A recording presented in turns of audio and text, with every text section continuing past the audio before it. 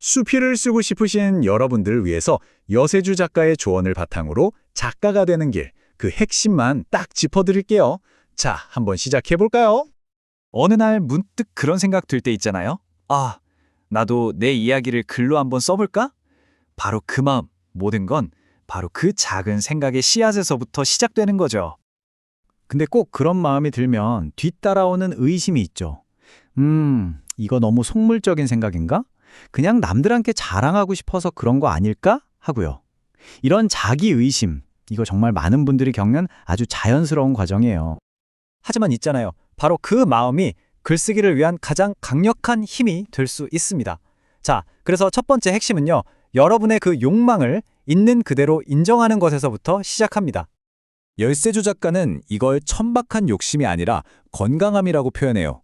바로 이 건강함이라는 단어가 핵심입니다. 인정받고 싶고 또 자랑하고 싶은 마음, 이거 절대 부끄러운 게 아니라는 거죠. 오히려 내가 살아있다는 증거고 아주 건강하다는 신호라는 겁니다. 한번 생각해보세요. 우리가 맛있는 음식 사진 찍어서 SNS에 올리고 멋진 곳으로 여행 가면 또 공유하잖아요. 다 나 이렇게 잘 살고 있어 라고 표현하고 또 인정받고 싶은 마음이잖아요. 글쓰기의 시작도 똑같아요. 아주 자연스러운 감정이라는 거죠. 그리고 이게 바로 위대한 글이 탄생하는 공식이 되는 겁니다. 인정받고 싶다는 그 건강한 욕망이 창작을 위한 아주 뜨거운 연료가 되고요. 그 열정이 결국 독자의 마음을 움직이는 멋진 글로 완성되는 거죠. 자, 그럼 그 뜨거운 열정을 가졌다면 이제 우리는 뭘 해야 할까요? 바로 우리의 삶을 그냥 흘려보내는 게 아니라 한 단계 더 높은, 그러니까 지적인 활동으로 끌어올리는 겁니다. 인류의 역사를 쭉 보면요. 가장 중요한 가치는 계속해서 변해왔어요. 수렵시대에는 도구가 중요했고요. 농경시대에는 노동력, 산업시대에는 자본이 중요했죠. 그럼 지금 우리가 사는 이 시대는 어떨까요? 바로 지식이 가장 큰 가치를 가지는 시대가 된 겁니다. 글쓰기는 바로 우리의 삶을 이 두 가지 차원에서 보게 만들어줍니다. 그냥 겪고 느끼기만 하는 감각적인 삶이 있고요. 그 경험의 의미가 뭘까? 곰곰이 생각하고 정리하는 지적인 삶이 있어요. 글쓰기는 바로 이 감각에서 사유로 나아가는 행위인 거죠. 바로 이 지점에서 정말 엄청난 변화가 일어나는 거예요. 우리는 보통 책을 읽거나 정보를 얻으면서 지식을 소비하잖아요. 그런데 글을 쓰기 시작하면 내 경험과 생각을 통해서 새로운 의미, 즉 새로운 지식을 만들어내는 생산자로 바뀌게 되는 겁니다. 그래서 수필을 이렇게 정의할 수 있는 거예요. 내 삶에 흩어져 있는 경험과 지식들을 잘 모아서 문학이라는 질서 안에서 감동적으로 다시 만들어내는 것.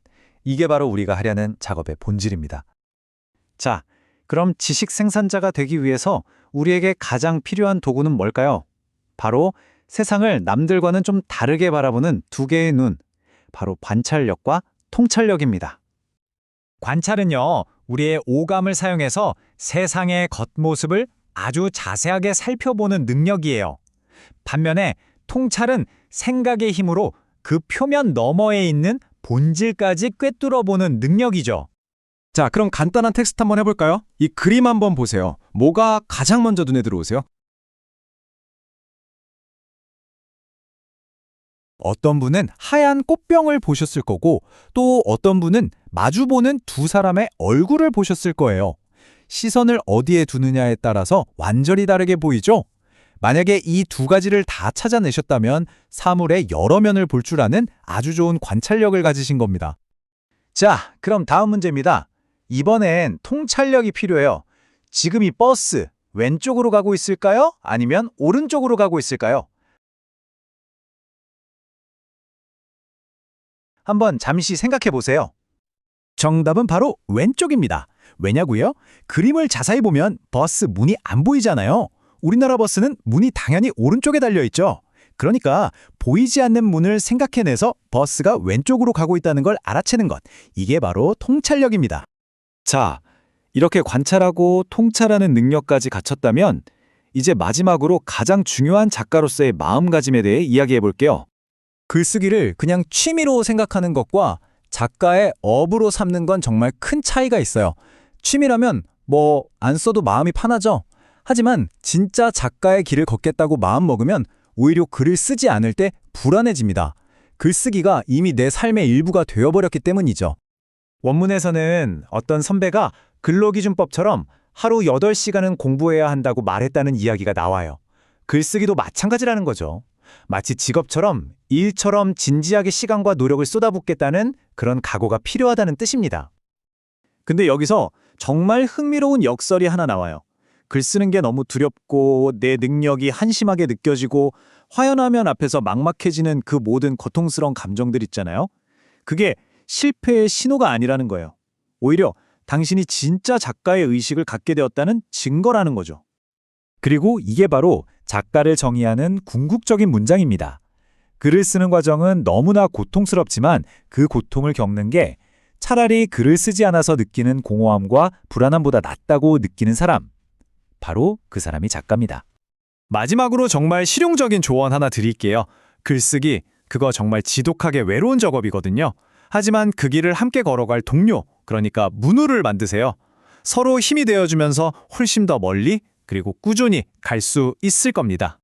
결국 글쓰기는요, 단순히 글자만 쓰는 행위가 아니에요. 세상을 다르게 보고 생각을 깊게 하고 마침내 내 삶 전체를 새롭게 만들어가는 과정인 거죠. 자, 이제 당신의 삶은 글쓰기를 통해 어떤 새로움을 맞이하게 될까요?